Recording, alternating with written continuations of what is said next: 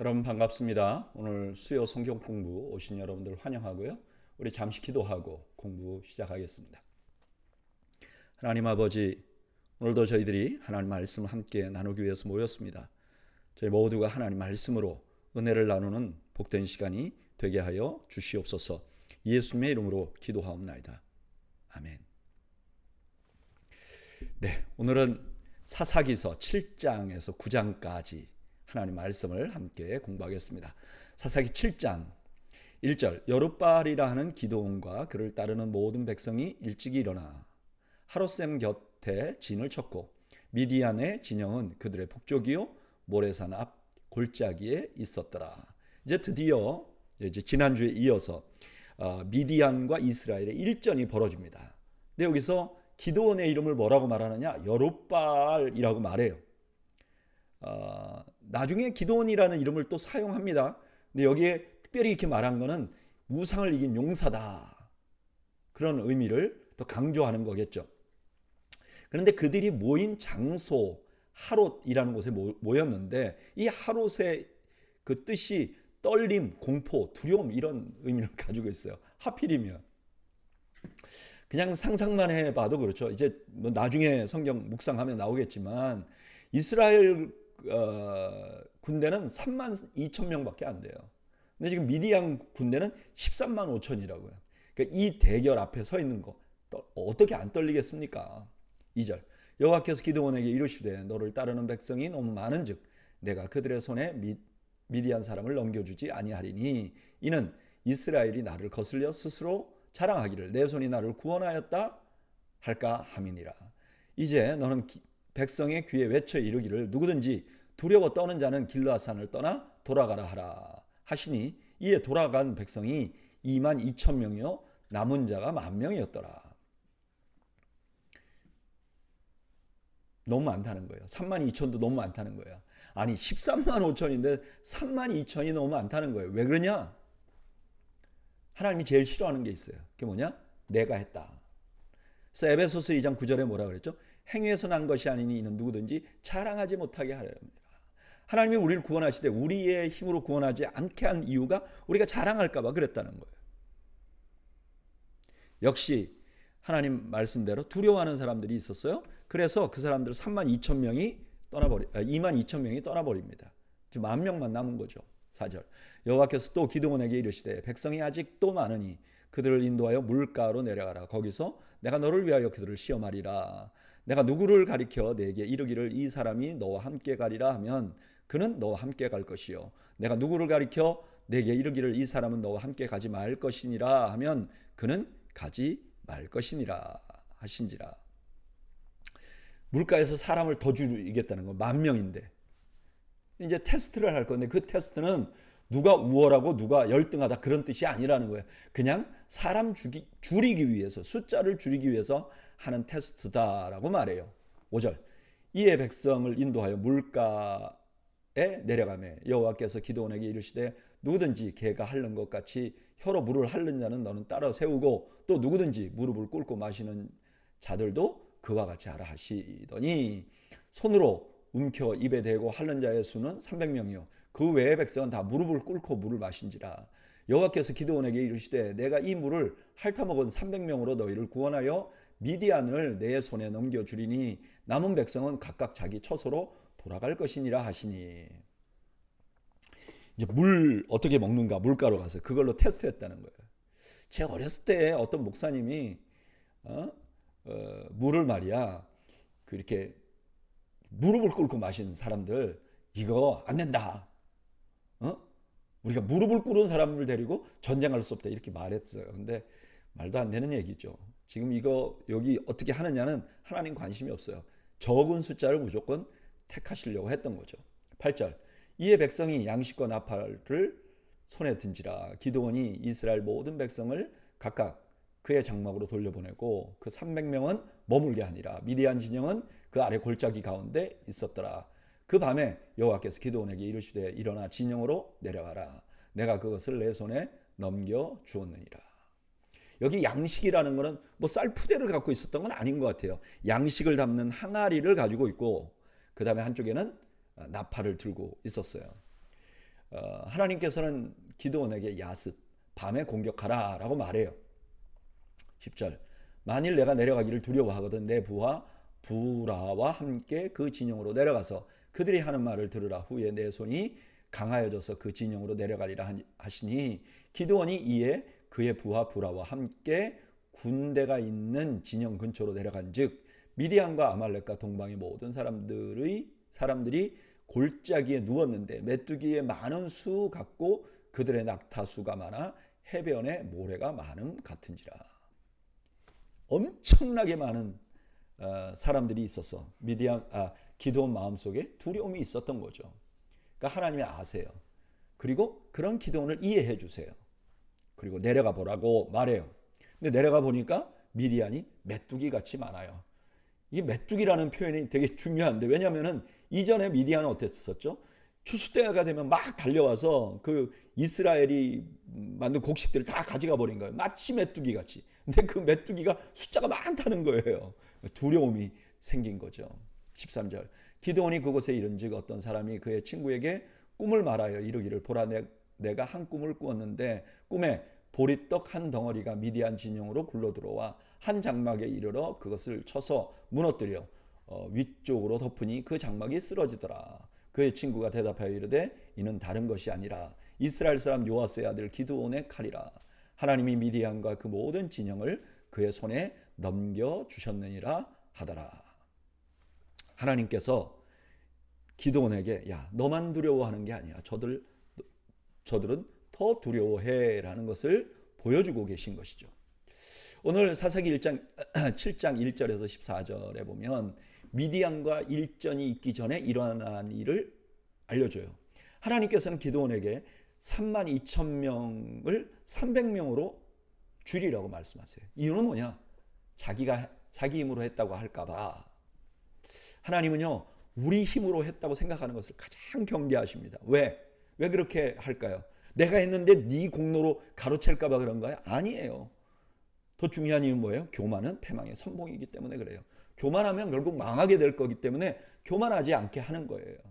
근데 300명으로 전쟁을 해야 되는 기드온은 두려움이 가득했어요. 근데 하나님이 나무라지 않으세요. 그리고 미디안도 얼마나 너를 두려워하고 있는지를 보여줘서 용기를 내게 해요. 저는 이 하나님이 너무 좋아요. 우리의 연약함을 아시면서도 나무라지 아니하시고 용기를 주신 하나님. 그래서 우리는 하나님께 이렇게 기도할 수 있는 거죠. 하나님, 난 연약합니다. 주님 없으면 아무것도 할 수 없습니다. 그럼 주님이 우리가 연약해도 우리를 사용하신다는 거예요. 저는 여러분들이 우리의 연약함에도 불구하고 우리를 사용하시는 하나님의 은혜를 경험하시기를 주님의 이름으로 축원합니다. 15절, 기드온이 그 꿈과 해몽하는 말을 듣고 경배하며 이스라엘 진영으로 돌아와 이르되 일어나라, 여호와께서 미디안과 그 모든 진영을 너희 손에 주셨느니라 하고 300명을 세 대로 나누어 손과 나팔과 빈 항아리를 들리고 항아리 안에는 횃불을 감추게 하고. 이제 용기가 난 기드온은 맨 먼저 하나님을 경배합니다. 하나님, 이 전쟁은 하나님의 것입니다. 그리고 어떻게 하죠? 저들이 두려워한다는 걸 아니까 두려움을 활용하는 전략을 세워요. 근데 그 전략을 세우는데 이 기드온이 가지고 있는 건 뭐예요? 나팔, 그 다음에 빈 항아리, 그리고 항아리 안에는 횃불을 감추겠어요. 여러분, 이 항아리는 어디서 나왔을까요? 아마 처음에 곡식을 담았던 항아리일 거예요. 근데 지금 어때요? 항아리가 다 비었어요. 쓸모 없어진 항아리예요. 근데 지금 너무너무 요긴하게 사용되는 거죠. 17절, 그들에게 이르되 너희는 나만 보고 내가 하는 대로 하되 내가 그 진영 근처에 이르러서 내가 하는 대로 너희도 그리하여 나와 나를 따르는 자가 다 나팔을 불거든 너희도 모든 진영 주위에서 나팔을 불며 이르기를 여호와를 위하라, 기드온을 위하라 하라 하니라. 기드온과 그와 함께 한 백성이 이경 초에 진영 근처에 이른즉 바로 파수꾼들을 교대하는 때라. 그들이 나팔을 불며 손에 가졌던 항아리를 부수니라. 세대가 나팔을 불며 항아리를 부수고 왼손에서 횃불을 들고 오른손에 나팔을 불며 외쳐 이르되 여호와와 기드온의 칼이다 하고. 야밤에 소리를 지르고 항아리 깨지는 소리, 그 다음에 막 나팔 소리, 그 다음에 횃불, 그러니까 그냥 혼비백산을 한 거죠. 21절 각기 제자리에 서서 그 진영을 에워싸매 그 온 진영의 군사들이 뛰고 부르짖으며 도망하였는데 300명이 나팔을 불 때 여호와께서 그 온 진영에서 친구끼리 칼로 치게 하심으로 적군이 도망하여 스레라의 벳시다에 이르고 또 답밭에 가까운 아벨 무홀라의 경계에 이르렀으며 이스라엘 사람들은 납달리와 아셀과 온 므낫세로부터 부름을 받고 미디안을 추격하였더라. 이제 혼란으로 인해서 서로 죽여요. 근데 이게 하나님이 하신 일이라는 거예요. 근데 이 사람들은 지금 칼이 없잖아요. 서로 죽이는 것 뿐이지. 그러니까 23절에 보면 추격대가 이제 구성이 돼요.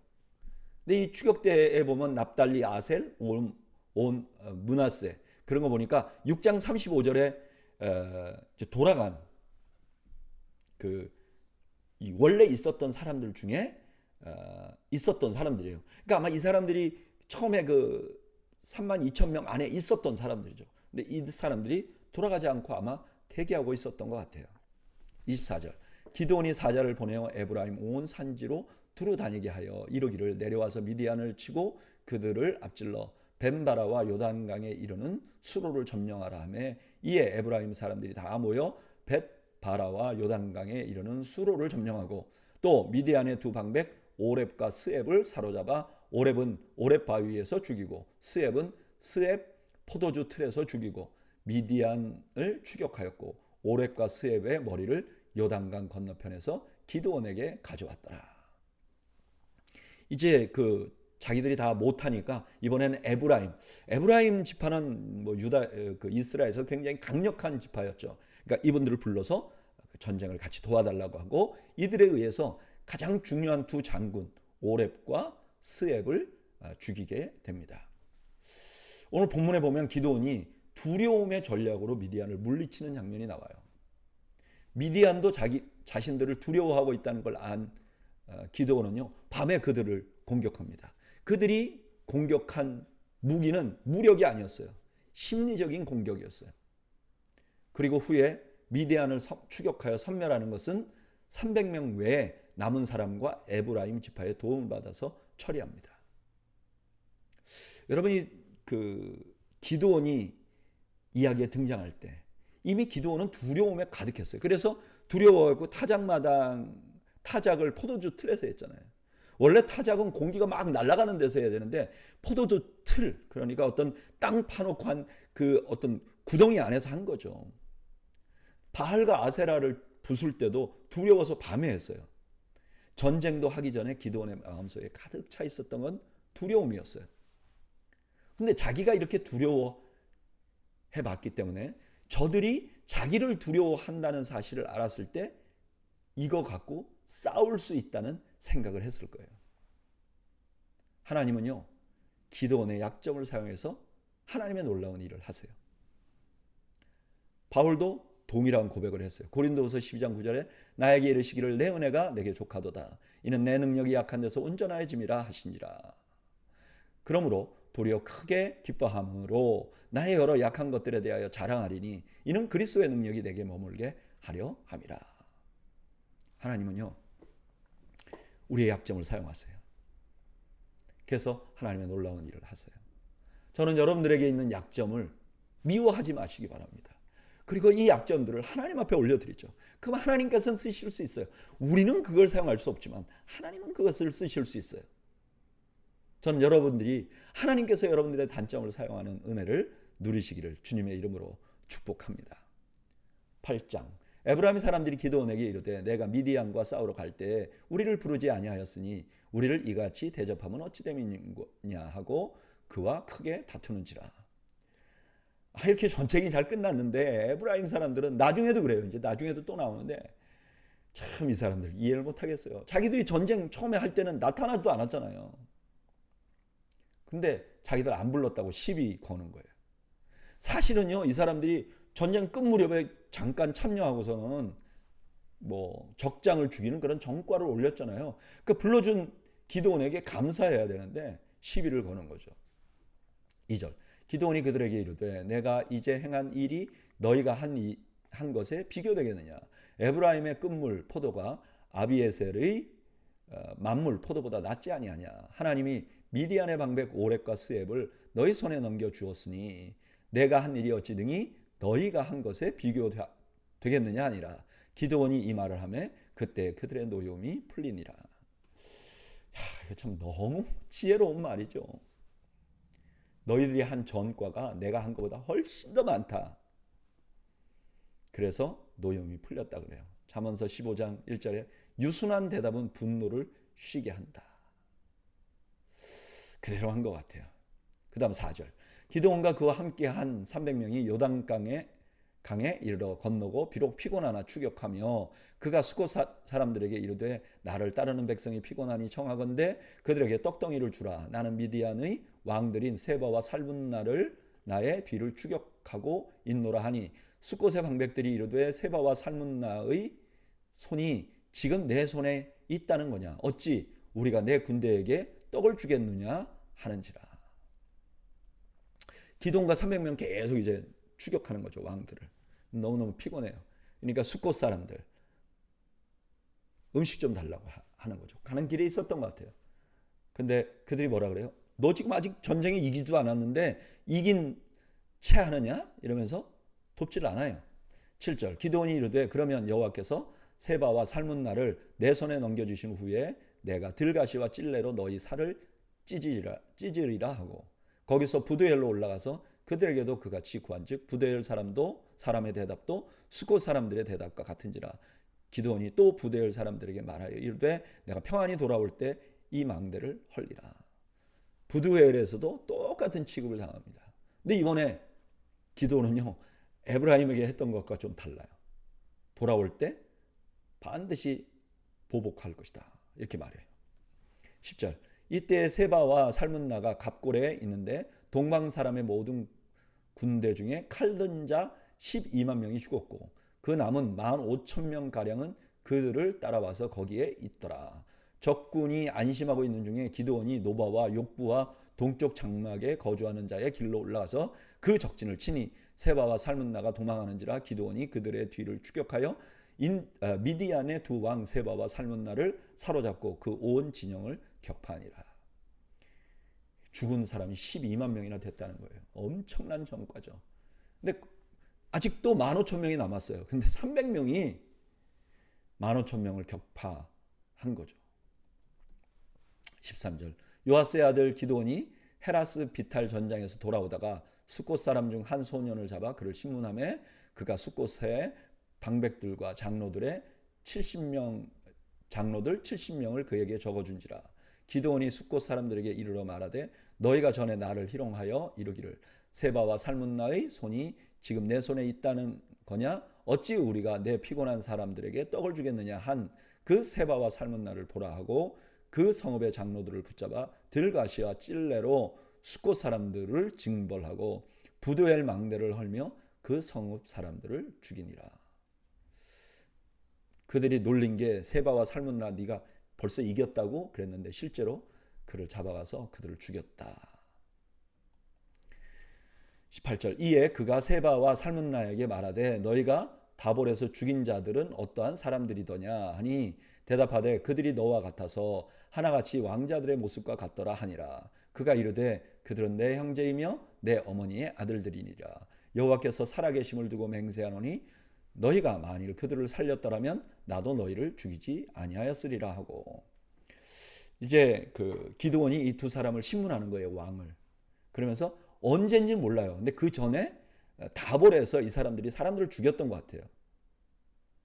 근데 그거 너희가 죽였느냐? 그랬더니 그렇다.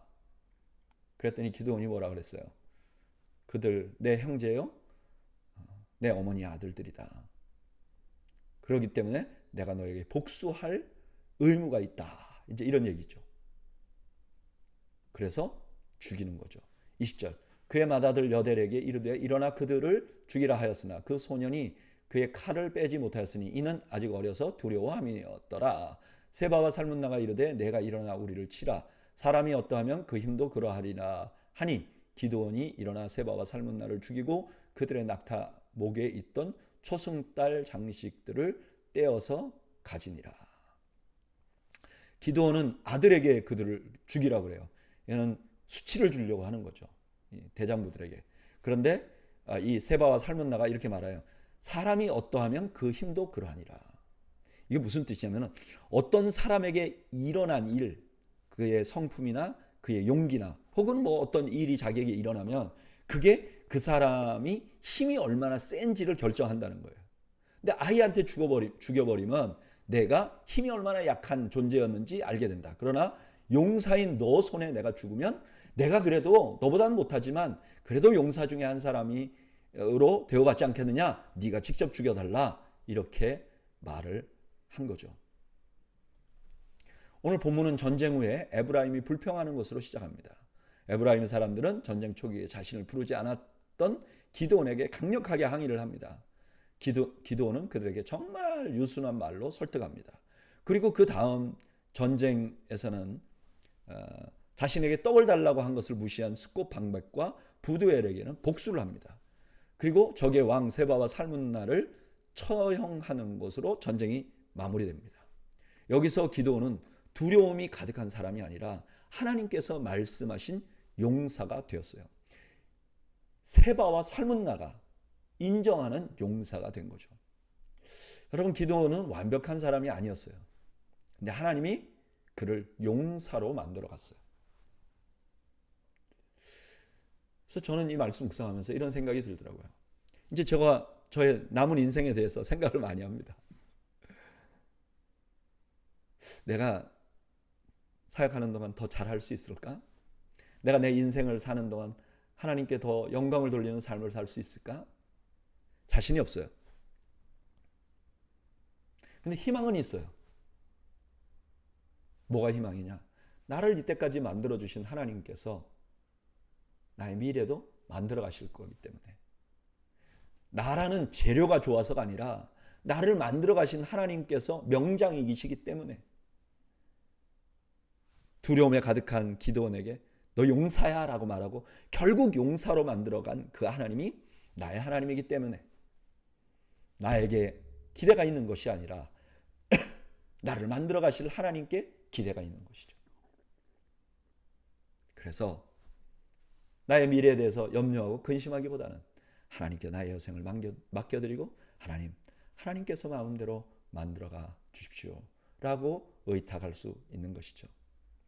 저는 오늘 수요 성경 공부 나오신 여러분들 모두가 오늘 나를 만들어 오신 하나님께 나의 남은 생에도 맡겨드리는 지혜를 소유하는 우리 모두가 되기를 소원합니다. 22절 그때 이스라엘 사람들이 기드온에게 이르되 당신이 우리를 미디안의 손에서 구원하셨으니 당신과 당신의 아들과 당신의 손자가 우리를 다스리소서 하는지라. 기드온이 그들에게 이르되 내가 너희를 다스리지 아니하겠고 나의 아들도 너희를 다스리지 아니할 것이요 여호와께서 너희를 다스리시리라 하니라. 이제 이스라엘 백성들이 기드온에게 왕 되어 주십시오라고 말한 거죠. 근데 기드온이 아니요 나는 왕이 아닙니다. 하나님이 왕이십니다 라고 말한 거죠. 24절 기드온이 또 그들에게 이르되 내가 너희에게 요청할 일이 있으니 너희는 각기 탈취한 귀고리를 내게 줄지니라 하셨으니 이는 그들이 이스마엘 사람들이므로 금 귀고리가 있었습니다. 무리가 대답하되 우리가 즐거이 드리리이다 하고 겉옷을 펴고 각기 탈취한 귀고리를 그 가운데 던지니. 왕이 되겠느냐 할 때 그걸 거절했어요. 기드온이. 잘했어요. 이번에 금을 달라 그러는 거예요. 그러면서 이제 금고리로 뭐 이상한 걸 만들죠. 그 다음에 여기 왜 금 귀고리를 달라고 했는가? 여기 이스마엘 사람들이라고 말하잖아요. 사실은 기드온이 싸워서 이긴 사람들은 미디안 사람이잖아요. 근데 미디안 사람들은 이 대상들이에요. 사막에서 장사하거나 또는 뭘 도둑질하거나. 근데 사막에서 왔다 갔다 하는 사람들을 통칭해서 이스마엘이라고 불렀던 것 같아요. 이스마엘 사람들이라고. 어쨌든 그들에게 받은 금고리를 기드온에게 줍니다. 26절 기드온이 요청한 금 귀고리의 무게가 금 7,000 100세겔이요. 그 외에 또 초승달 장식과 패물과 미디안 왕들이 입던 자색 의복과 또 그 외에 그들의 낙타목에 둘렀던 사슬이 있었더라. 기드온이 그 금으로 에봇 하나를 만들어 자기의 성읍 오브라에 두었더니 온 이스라엘이 그것을 음란하게 위함으로 그것이 기드온과 함께 그의 집에 올무가 되니라. 금으로 에봇을 만듭니다. 이제 에봇이라는 거는 그 옛날에 제사장이 입었던 거잖아요. 그래서 이렇게 제사장의 옷 앞쪽에 이렇게 보석하고 함께 달려 있어요. 이게 왜 중요하냐면 아마 이것으로 점을 쳤던 것 같아요. 이 사람들이 여기 음란하게 위했다는 거는 이걸 그냥 우상 섬기듯이 섬기고 점을 쳤던 것 같아요. 이 모양이 별로 이미 안 좋아요. 왜요? 기도는 원래 성령의 옷을 입었었어요. 여기 6장 34절에 하나님의 영이 기도원에게 임했다 할 때 임한다는 이 단어가 옷을 입는다 이런 뜻이 있어요. 그러니까 지금 기도원은 그냥 아무것도 없었어도 그 자체가 성령님의 붙들림을 받았기 때문에 그 위대한 일을 한 거예요. 근데 지금 기도원이 어떻게 해요? 에봇을, 제사장 옷, 멋있는 옷을 입으려고 해요. 결국 이게 기드온과 그 집안의 올무가 되었다 이렇게 말합니다. 28절 미디안이 이스라엘 자손 앞에 복종하여 다시는 그 머리를 들지 못하였으므로 기드온이 사는 40년 동안 그 땅이 평안하였더라. 요아스의 아들 여룻바알이 돌아가서 자기 집에 거주하였는데 기드온이 아내가 많음으로 그의 몸에서 낳은 아들이 70명이었고 세겜에 있는 그의 첩도 아들을 낳았으므로 그의 이름을 아비멜렉이라 하였더라. 보니까 기드온이 자기가 왕이 되겠다고 하지는 않았어요. 근데 왕 같은 삶을 살기는 살았던 것 같아요. 근데 거기에 아들이 70명이 있었다 그랬어요. 근데 그 아들의 이름은 하나도 안 나와요. 근데 하필 첩이라는 말을 해요. 이 사람의 아들이 있었어요. 그 사람의 이름을 아비멜렉이라고 해요. 뭔가 불안한 마음이 드는 거죠. 32절 요아스의 아들 기드온이 나이가 많아 죽음에 아비에셀 사람의 오브라에 있는 그의 아버지 요아스의 묘실에 장사되었더라. 기드온이 이미 죽음에 이스라엘 자손이 돌아서 바알을 따라가 음행하였으며 또 바알 브릿을 자기들의 신으로 삼고 이스라엘 자손이 주위의 모든 원수들의 손에서 자기들을 건져내신 여호와 자기들의 하나님을 기억하지 아니하며 또 여룻바알이라 하는 기드온이 이스라엘에 베푼 모든 은혜를 따라 그의 집을 후대하지도 아니하였더라. 다시 도루묵이 된 거예요. 이스라엘 백성들이 다시 우상을 섬기게 된 거예요. 오늘 본문에는 기드온의 마지막이 기록됩니다. 백성들이 왕으로 삼으려고 해요. 기드온을. 근데 거절해요. 너무너무 멋있죠. 근데 이상하게 금고리는 달라고 해요. 그리고 에봇을 만들어요. 성령에 충만했던 그가 이제 제사장들이 입던 화려한 옷을 장만하는 거예요. 나중에 사람들이 그걸 음란하게 위했다는 거예요. 우상처럼 절을 하고 복을 빌었다는 거예요. 저는 이 말씀을 보면서 결국 위대한 지도자였던 위대한 전사였던 기드온도 인간이었어요. 연약한 자였어요. 욕심이 있는 자였어요. 그래서 사람에게는 소망이 없다는 것을 다시 한번 생각하게 됩니다. 여러분, 사람에게는 소망을 두어서는 안 됩니다. 사람은 우리가 가까이 하고 사랑을 주어야 될 대상이에요. 그에게 소망을 두면 실망하게 돼 있어요. 저는 가끔 이제 그 교계에 아주 유명했던 목사님들이 마지막에 좀 안 좋은 그런 모습을 보이는 것을 가끔 봅니다. 그럴 때마다 저는 그렇게 생각해요. 하나님께서 우리에게 다시 말씀하시는구나. 그분은 좋은 신앙의 선배였어. 너가 이때까지 자라올 동안 그분의 그 삶이나 설교나 그런 것이 너에게 도움이 됐을 거야. 그러나 그를 의지하면 안 돼. 그리고 저는요, 저도 마찬가지입니다. 제가 목회자이다 보니까 본의 아니게 존경받는 경우가 있어요. 근데 여러분, 그렇게 하면 안 됩니다. 그냥 존경하는 정도로 끝나는 거죠. 의지하면 안 돼요. 왜냐하면 저도 엄청나게 많은 단점이 있어요. 결점이 있어요. 그냥 지금 더웨이교회 담임 목사니까 그냥 여러분들이 존중해주고 존경해주는 그 감사해요. 근데 의지하면 안 돼요. 왜요? 우리 교회의 주인은 하나님이시고 저는요 그냥 종일 뿐이에요. 저는 여러분들이 신앙의 선배들을 의지하지는 않는 여러분들이 되시기를 바라요. 잘 배우세요. 또 그분들과 가까이 하세요. 그리고 좋은 것은 자꾸 습득하세요. 그러나 의지하지는 마세요. 결국은 인간들은 다 단점이 있고 실망하게 됩니다. 9장 1절 여룻바알의 아들 아비멜렉이 세겜에 가서 그의 어머니의 형제에게 이르러 그들과 그의 외조부의 집에 온 가족에게 말하여 이르되 청하노니 너희는 세겜의 모든 사람들의 귀에 말하라. 여룻바알의 아들 70명이 다 너희를 다스림과 한 사람이 너희를 다스림이 어느 것이 너희에게 나으냐. 또 나는 너희와 골육임을 기억하라 하니. 뭔가 불행한 일이 생기길 것 같잖아요. 여룻바알의 아들, 그 첩의 아들이 등장을 했는데 이 사람이 이름이 아비멜렉이에요. 이 아비멜렉이라는 이름의 뜻은 나의 아버지가 왕이다 이런 뜻이 있어요. 이 사람이 자기의 외갓집 세겜에 가서 사람들에게 이렇게 말하는 거죠. 야, 여룻바알 죽었는데 이제 70명의 아들이 있어. 그들이 다 나누어서 너희들을 다스리면 얼마나 피곤하겠니? 하나 정도가 왕 되면 좋지 않겠어? 근데 내가 너희와 같은 고륙이야.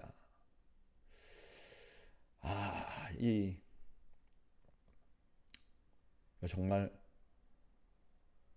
너무너무 안 좋은 방법을 쓰는 거죠.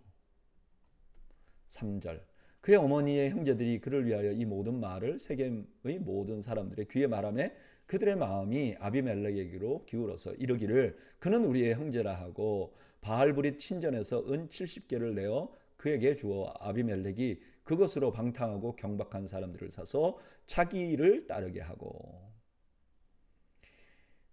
이게 이제 그 세겜 사람들이 아비멜렉의 말에 현혹이 된 거예요.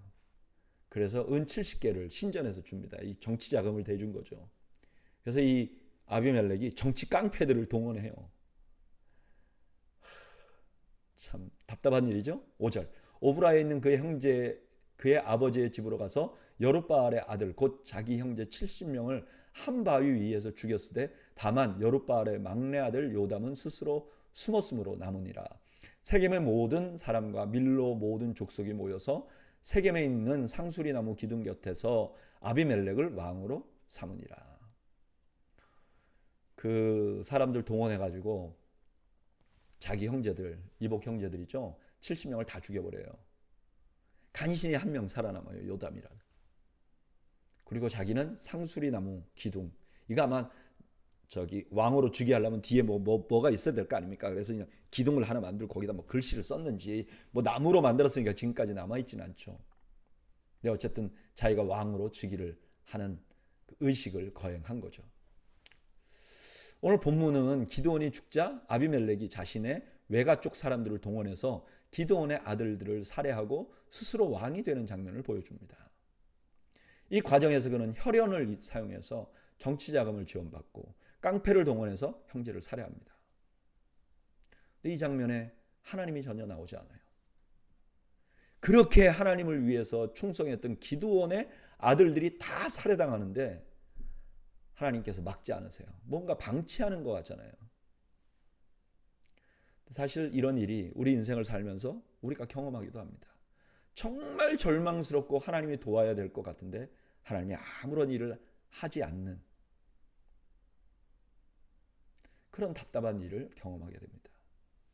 근데 여러분, 이렇게 하나님이 없는 것 같은 이런 일은 우리가 세상을 너무 좁게 보기 때문에, 우리의 인생의 눈으로만 보기 때문에, 우리가 살고 있는 이 세상에서만 보기 때문에 하나님이 아무것도 안 하는 것처럼 보일 가능성이 높아요. 지금 이 자세한 거를 사사기 기자가 기록했잖아요. 이건 무슨 뜻이죠? 하나님이 아비멜렉의 악행을 다 보고 계셨다는 거예요. 사람들이 보기에는 이거 뭐 그냥 일방적으로 되는 것 같지만 하나님은 아비멜렉을 다 보고 계셨어요. 그리고 9장 마무리에 보면 아비멜렉을 그냥 두지 않습니다. 여러분, 하나님이 방치하시는 세상은 없어요. 우리가 그렇게 보일 뿐이지, 볼 뿐이지. 하나님은 세상을 방치하지 않으십니다. 그래서 우리가 구할 것은 하나님께서 직접 통치하시고 지금 지체하지 마소서 라고 기도할 수는 있어요.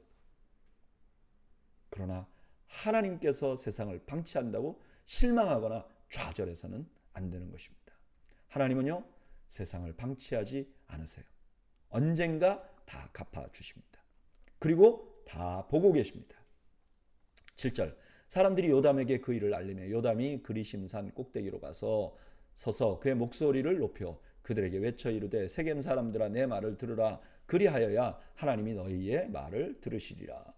이 비극의 현장에서 혼자 살아남은 요담이 이제 그 세겜 사람들을 꾸짖습니다. 근데 우화를 만들어서 꾸짖어요. 참 이 요담은요, 정말 이야기꾼이고 정말 지혜로운 설교가 같아요. 8절, 하루는 나무들이 나가서 기름을 부어 자신들이 위에 왕으로 삼으려 하여 감람나무에게 이르되 너는 우리의 왕이 되라 하며 감람나무가 그들에게 이르되 내게 있는 나의 기름은 하나님과 사람을 영화롭게 하나니 내가 어찌 그것을 버리고 가서 나무들 위에 우쭐대리요 한지라. 나무들이 또 무화과 나무에게 이르되 너는 와서 우리 위에 왕이 되라 하며 무화과 나무가 그들에게 이르되 나의 단 것과 나의 아름다운 열매를 내가 어찌 버리고 가서 나무들 위에 우쭐대리요 한지라. 나무들이 또 포도나무에게 이르되 너는 와서 우리 위에 왕이 되라 하며 포도나무가 그들에게 이르되 하나님과 사람을 기쁘게 하는 내 포도주를 내가 어찌 버리고 가서 나무들 위에 우쭐대리요. 지금 왕위를 뭐라고 표현하는 거죠? 우쭐대는 거라고 표현하는 거예요. 그리고 여기 감람나무와 그 다음에 무화과 나무와 포도나무는 이스라엘에서 가장 귀하고 소중한 나무들입니다.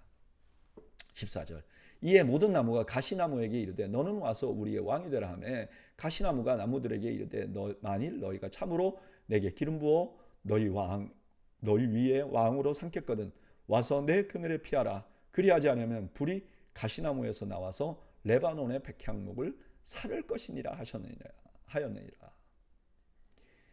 이 세 나무가 거절했는데 이제 제일 가치 없는 가시나무가 뭐라 그러냐? 너희들 다 내가 너희들 왕이 될게. 내 가시나무 밑에 그늘로 와. 그렇게 말합니다. 여러분, 이 사막의 가시나무는요, 뾰족뾰족해요. 나뭇잎도 조금 나요. 그러니까 이게 그늘이 안 돼요. 본질적으로. 정말 주제 파악이 안 되는 거죠. 그리고 심지어 협박까지 합니다. 16절, 이제 너희가 아비멜렉을 세워 왕으로 삼았으니 너희가 행한 일이 과연 진실하고 의로우냐? 이것이 여룻바알과 그의 집을 선대함이냐? 이것이 그의 손이 행한 대로 그에게 보답함이냐? 우리 아버지가 전에 죽음을 무릅쓰고 너희를 위하여 싸워 미디안의 손에서 너희를 건져냈거늘 너희가 오늘 일어나 우리 아버지의 집을 쳐서 그의 아들 70명을 한 바위 위에서 죽이고 그의 여종의 아들 아비멜렉이 너희 형제가 된다고 그를 세워 세겜 사람들 위에 왕으로 삼았도다. 그냥 지금 세겜 사람들이 지금 저 일을 똑같이 한 거 아니냐, 가시나무를 왕으로 세운 것 아니냐, 그리고 그렇게 한 것이 우리 아버지 기드온에게 정말 제대로 한 것이냐. 19절, 만일 너희가 오늘 여룻바알과 그의 집을 대접한 것이 진실하고 의로운 일이면 너희가 아비멜렉으로 말미암아 기뻐할 것이요 아비멜렉도 너희로 말미암아 기뻐하려니와 그렇지 아니하면 아비멜렉에게서 불이 나와서 세겜 사람들과 밀로의 집을 살을 것이요 세겜 사람들과 밀로의 집에서도 불이 나와 아비멜렉을 살을 것이니라 하고 요담이 그의 형제 아비멜렉 앞에서 도망하여 피해 부엘로 가서 거기에 거주하니라. 너희들이 행한 일이 진짜 진실하면 너희들 잘 살 거야. 그러나 그렇지 못하면 서로가 서로를 대적해서 죽일 것이야. 상하게 할 것이야. 라고 말하고 도망합니다. 오늘 본문의 내용은 여룻바알의 아들 중에서 살아남은 요담이 세겜 사람들에게 한 저주가 기록되어 있어요. 먼저 그는 우화를 통해서 지금 현재 상황을 설명해요. 왕의 자격이 있는 모든 사람들은 왕이 되기를 거절하는데 자격이 없는 스룹바벨이 주제 파악 못하고 왕이 되었다는 거죠. 그리고 세겜 사람들이 그렇게 한 것이 기드온에게 잘한 일이면 결과가 좋겠지만 그렇지 않으면 서로 죽이게 될 것이다. 반목하게 될 것이다고 저주합니다. 저는 이 말씀 묵상하면서 자꾸 지도자를 세우는 것에 대한 생각이 나요. 여러분, 지도자를 잘못 세우면 지도자도 망하고 그 공동체도 망해요. 혈연, 지연, 학연 이런 걸로 지도자를 세우면 그 지도자가 백성들을 힘들게 하고 백성들도 그 지도자를 존경하지 않는다는 거예요. 그래서 이 공동체는 항상 지도자를 잘 세우는 지혜가 필요한 거예요. 세겜 사람들이 잘 못했던 건 뭐예요? 그냥 여룻바알의 말에 그냥 홀딱 넘어가 버린 거죠. 귀가 얇았던 거죠. 저는 우리가 정말 지도자를 세우는데 지혜가 있는 사람들이 되기를 바랍니다. 저는 우리 미국도 마찬가지고 우리 살아온 한국도 마찬가지고 우리 교회도 마찬가지고 또 전 세계에 있는 교회들이 다 지도자를 잘 세우는 지혜를 소유하면 좋겠다. 이것이 엄청나게 큰 결과를 가져올 것이다 하는 생각을 하게 됩니다. 22절 아비멜렉이 이스라엘을 다스린 지 3년에 하나님이 아비멜렉과 세겜 사람들 사이에 악한 영을 보내매 세겜 사람들이 아비멜렉을 배반하였으니 아비멜렉은 자기가 그렇게 원했던 왕 노릇을 3년간이나 합니다. 요담의 입장에서 한번 생각해 보세요. 내가 이렇게 저주를 했는데 3년 동안 아비멜렉이 왕으로 잘 사는 거예요. 너무너무 답답하고 좌절할 일이죠. 시편 13편 3절에 이렇게 말해요. 이는 내가 악인의 형통함을 보고 오만한 자의 질투하였음이로다. 악인이 형통하는 일이 오늘날도 있죠. 근데 하나님께서 가만히 계시지 않고 악한 영을 보내세요. 여기 악한 영은 하나님이 사용하는 도구예요. 결국 어떻게 됐느냐? 세겜 사람들이 아비멜렉을 배반해요. 24절 이는 여룻바알의 아들 70명에게 저지른 포악한 일을 갚되 그들을 죽여 피 흘린 죄를 그들의 형제 아비멜렉과 아비멜렉의 손을 도와 그의 형제들을 죽이게 한 세겜 사람들에게로 돌아가게 하심이라. 세겜 사람들이 산들의 골짜기에 사람을 매복시켜 아비멜렉을 엿보게 하고 그 길로 다니는 모든 자를 다 강탈하게 하니 어떤 사람이 그것을 아비멜렉에게 알리니라. 이 세겜 사람들이 배신을 잘하는 것 같아요. 배신해버렸어. 그전에는 기드온의 가족을 배신하다. 이제는 또 함께 그 혁명을 도모했던 아비멜렉을 배신해요. 그래서 무슨 짓을 하느냐? 세겜 사람들이 산꼭대기에 이렇게 있다가 아비멜렉이 허락한 상인들이 있을 거 아닙니까? 그들이 지나가면 가서 그냥 강도질을 하는 거죠. 이게 이제 아비멜렉에게 알려진 거죠. 26절 에벳의 아들 가알이 그의 형제와 더불어 세겜에 이르니 세겜 사람들이 그를 신뢰하니라. 그들이 밭에 가서 포도를 거두어다가 밟아 짜서 연회를 베풀고 그들의 신당에 들어가서 먹고 마시며 아비멜렉을 저주하니 에벳의 아들 가알이 이르되 아비멜렉은 누구며 세겜은 누구기에 우리가 아비멜렉을 섬기리요. 그가 여룻바알의 아들이 아니냐? 그의 신복은 스불이 아니냐? 차라리 세겜의 아버지 하몰의 후손을 섬길 것이라. 우리가 어찌 아비멜렉을 섬기리요. 이제 똑같은 일이 아비멜렉이 한 것과 비슷한 일이 벌어져요. 가알이라는 사람이 나타나가지고 이제 막 아비멜렉을 비난하는 거예요. 그래서 이번에 뭐라 그러냐? 아비멜렉이 처음에 그 세겜 사람들에게 뭐라고 그랬어요? 우리가 남이가 이렇게 말했잖아요. 우리 외가 쪽 친척 아니야? 외가도 친척 아니야? 이렇게 했단 말이에요. 근데 지금 가알은 뭐라 그래요? 저 아비멜렉이 반쪽은 우리지만 반쪽은 저게 기드온의 아들 아니야? 잘 생각해봐. 세겜, 우리가 어떤 나라지? 예전에 여러분들도 아실 거예요. 야곱의 딸이 세겜에게 추행을 당하잖아요. 그래서 이스라엘 야곱의 아들들이 가서 세겜 사람들 할례하라 그러고 남자들 다 죽였어요. 그걸 떠올리게 한 거예요. 저가 반쪽은 우리 원수야. 잘 생각해봐. 이렇게 사람들을 설득한 거죠. 29절. 이 백성이 내 수하에 있었더라면 내가 아비멜렉을 제거하였으리라 하고 아비멜렉에 이르되 내 군대를 증언하여 나오라 하니라. 그 성읍의 방배 스불이 에벳의 아들 가알의 말을 듣고 노하여 사자들을 아비멜렉에게 가만히 보내어 이르되 보소서 에벳의 아들 가알과 그의 형제들이 세겜에 이르러 그 성읍이 당신을 대적하게 하니. 이 가알이 이렇게 말하죠. 너희들만 나 도와주면 내가 아비멜렉 죽일 수도 있어. 근데 이거를 스불이라는 아비멜렉 쪽의 사람이 다 가서 전해주는 거죠. 32절. 당신은 당신과 함께 있는 백성과 더불어 밤에 일어나 밭에 매복하였다가 아침 해 뜰 때 당신이 일찍 일어나 이 성읍을 엄습하면 가할 및 그와 함께 있는 백성이 나와서 당신을 대적하리니 당신은 기회를 보아 그에게 행하소서 하니 아비멜렉과 그와 함께 있는 모든 백성이 밤에 일어나 네 때로 나누어 세겜에 맞서 매복하였더니 에벳의 아들 가알이 나와서 성읍 문 입구에 설 때에 아비멜렉과 그와 함께 있는 백성이 매복하였던 곳에서 일어난지라. 이제 가알이 아침에 일어나서 이제 자기가 왕이 된 것처럼 그 백성의 리더가 된 것처럼 아침에 일어나서 성문 열고 탁 앞에 서 있는 거죠. 그때 아비멜렉이 이제 들이닥친 거죠. 36절. 가알이 그 백성을 보고 스불에게 이르되 보라 백성이 산 꼭대기에서부터 내려오는도다 하니 스불이 그에게 이르되 내가 산 그림자를 사람으로 보았느니라 하는지라. 가알이 다시 말하여 이르되 보라 백성이 밭 가운데를 따라 내려오고 또 한때는 무오느님 상수리 나무 길을 따라오는도다 하니 스불이 그에게 이르되 내가 전에 말하기를 아비멜렉이 누구이기에 우리가 그를 섬기려 하던 그 입이 이제 어디 있느냐. 이들이 내가 업신여기던 그 백성이 아니냐. 청하노니 이제 나가서 그들과 싸우라 하니. 가알은 스볼의 방해에 의해서 상황 판단이 좀 늦었던 것 같아요. 상황을 빨리 판단했으면 미리 대비했겠죠. 또 나가서 싸우지 않고 그냥 성읍을 닫아 걸었으면 아비멜렉이 못 이겼을 수도 있어요. 근데 나가서 싸우라고.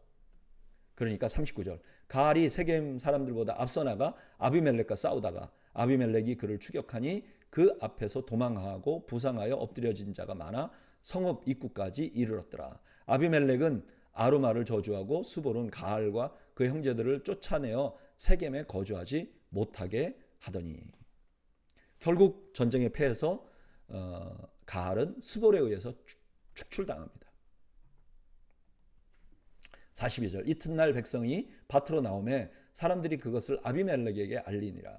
아비멜렉이 자기 백성을 세 무리로 나누어 밭에 매복시켰더니 백성이 성에서 나오는 것을 보고 일어나 그들을 치되 아비멜렉과 그때는 돌격하여 성문 입구에 서고 두 무리는 밭에 있는 자들에게 돌격하여 그들을 죽이니 아비멜렉이 그날 종일토록 그 성을 쳐서 마침내는 점령하고 거기 있는 백성을 죽이며 그 성을 헐고 소금을 뿌리니라.